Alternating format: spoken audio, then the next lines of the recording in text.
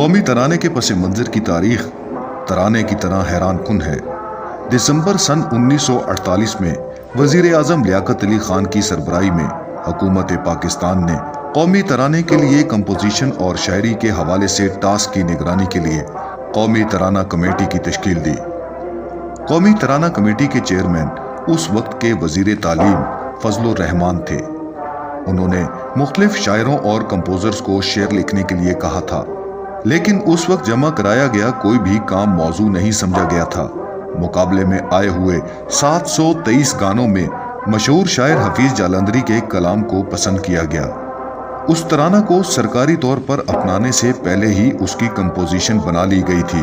یہ 30 مارچ سن 1950 کا دن تھا جب شاہ ایران کے دورہ پاکستان کے موقع پر یہ ترانہ پہلی دفعہ کسی غیر ملکی سربراہ مملکت کے سامنے بجایا گیا۔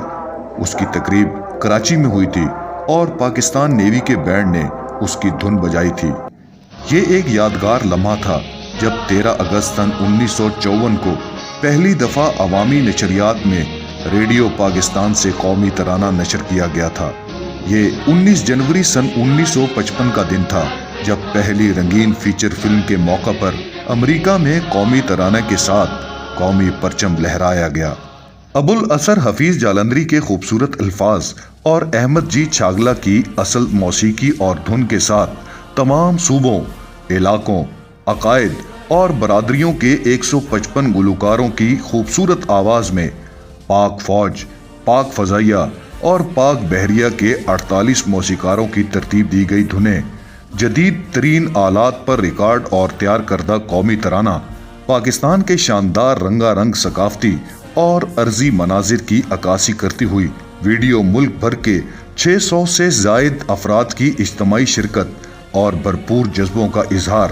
اس تاریخی قومی ترانے پر کام 20 اگست سن 2017 میں شروع کیا گیا۔ اس کام کی منظوری 16 رکنی اسٹیئرنگ کمیٹی نے دی جو 10 جون سن 2021 کو قائم کی گئی تھی۔